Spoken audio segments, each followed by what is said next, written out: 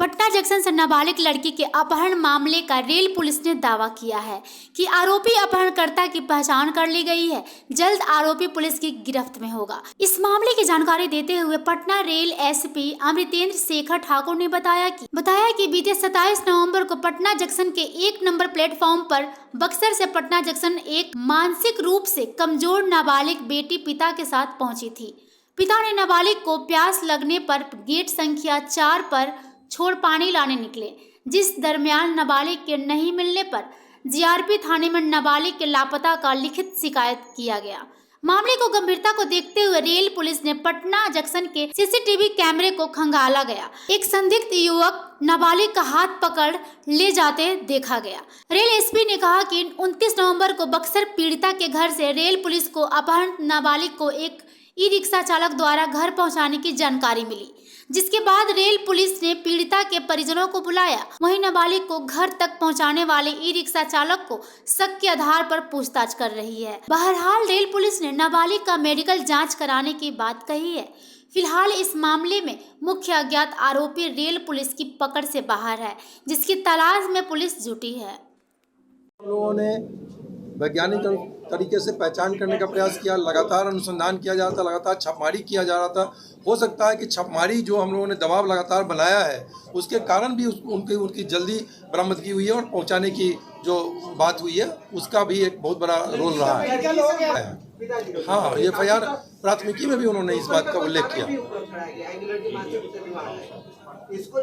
Doctor से जाने का, डॉक्टर से इलाज कराने का उन्होंने पुर्जा दिखलाया पुलिस को और प्राथमिकी में उल्लेख किया। सर, खबर किस एंगल? शाम में वो व्यक्ति और पीड़िता और उसके परिवार कल रात्रि में हम लोगों के पास आए और उसके बाद हम लोग लगातार पूछताछ कर रहे हैं। अभी उनके अरेस्टिंग या हिरासत में रखने की बात नहीं है, उनसे पूछताछ की जा रही है, सघन पूछताछ की जा रही है।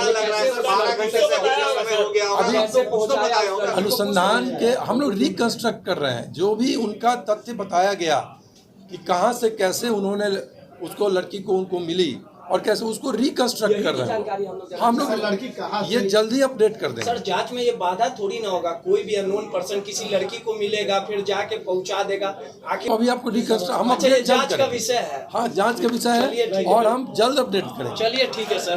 दिनांक 27 नवंबर को सुबह में 8 से 9 बजे के बीच एक व्यक्ति अपनी पुत्री को जो मानसिक रूप से बीमार थी उसका इलाज कराने के लिए पटना जंक्शन आए थे और इलाज कराने के क्रम में उन्होंने पटना जंक्शन के प्लेटफॉर्म नंबर 1 पर गेट नंबर 4 के पास उसको बिठाकर पानी पीने के लिए गए।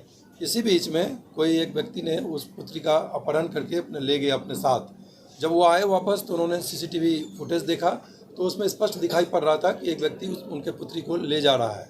इसके आलोक में काफ़ी उनके द्वारा खोजबीन किया गया लेकिन मिला नहीं, तो पटना जंक्शन पे उन्होंने 28 तारीख को एक रेल थाना पटना जंक्शन कांड संख्या 1067 दर्ज किया गया और उसके बाद हम लोगों के द्वारा अनुसंधान प्रारंभ किया गया।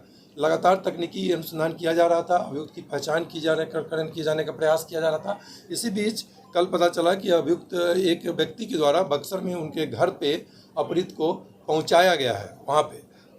उसके बाद अपहृता की बरामदगी की गई है और उनका अग्रतर कार्रवाई किया जा रहा है और जो व्यक्ति जो पहुंचाए हैं उनसे गहन पूछताछ की जा रही है और आगे अग्रतर कार्रवाई की जा रही है। जो सीसीटीवी फुटेज में जो जिस व्यक्ति का फोटो आया है उसकी भी गिरफ्तारी के लिए लगातार प्रयास किया जा रहा है। तो वजह क्या था अपहरण करने का वजह? उसका साफ वजह ये बता नहीं रहे हैं। वो बता रहे हैं यही कि वो उसको इलाज कराने के लिए लाए थे।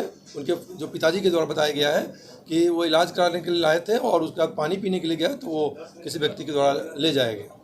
गैंग की पुष्टि अभी नहीं हुई है। पटना जंक्शन चूँकि चारों तरफ सीसीटीवी फुटेज लगा हुआ है और यहाँ पे जीआरपी और आरपीएफ काफ़ी मुस्तैद है, तो गैंग के एक्टिव करने की कोई सूचना हम लोग को प्राप्त नहीं है, नहीं कोई वर्तमान में कोई गैंग एक्टिव हो। अपहरणता की जानकारी अभी उस बिंदु पे हम लोग सघन पूछताछ कर रहे हैं। और ये जो पहुंचाया ये कौन? ये जो पहुंचाने वाला व्यक्ति कोई काम करते हैं, ई रिक्शा वगैरह चलाते हैं, लेकिन उनके द्वारा जो पहुंचाया गया है उस बिंदु पे भी कैसे पहुंचाया गया पटना जंक्शन से, तो वो सारे बिंदु पे हम लोग जांच कर रहे हैं। संलिप्तता नहीं है? नहीं, उसकी संलिप्तता के बिंदु पे भी गहन पूछताछ चल रही है। ऐसा नहीं है कि उनको बिल्कुल हम लोगों ने संदेह के परिधि से अलग रखा है, लेकिन उनके संलिप्तता के बिंदु पर जांच की जा रही है और जो व्यक्ति स्पष्ट रूप से सीसीटीवी में दिखाई पड़ रहा है उसकी गिरफ्तारी के लिए, उसकी पहचान और गिरफ्तारी के लिए लगातार हम लोग प्रयास कर रहे हैं। दोनों का सब हुलिया मिल रहा है। अभी उस बिंदु पर भी हम लोग जांच कर रहे हैं। लड़की से पूछताछ हम बताएं कि यहाँ से कहाँ लेकर के गया नहीं लड़की गया। चूंकि मानसिक रूप से स्वस्थ नहीं है इसलिए वो बहुत ज़्यादा नहीं बता पा रही है। सर एक बात बताइए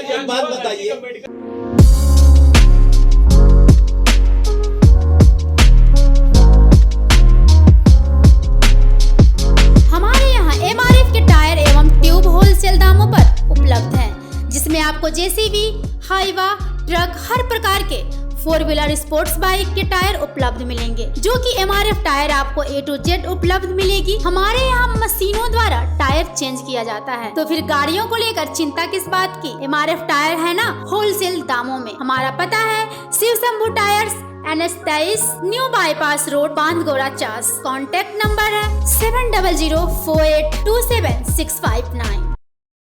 आपके शहर बोकारो के सेक्टर 4 मजदूर मैदान में हर साल की तरह इस बार भी कश्मीरी मेला ठंडी के मौसम की सौगात लेकर आया है, जो आपको सर्दियों और ठंडी हवा से रखे सुरक्षित। यहाँ आपको ठंडी के मौसम के लिए हर प्रकार के ऊनी कपड़े, कंबल, शॉल, जैकेट, बच्चों के लिए हर प्रकार के ऊनी कपड़े सस्ते और किफायती दामों में उपलब्ध हैं। कृपया हमारे यहाँ एक बार अवश्य पधारें और हमें सेवा का मौका दें। ठंडी होगी खल्लास जब है कश्मीरी मेला का साथ।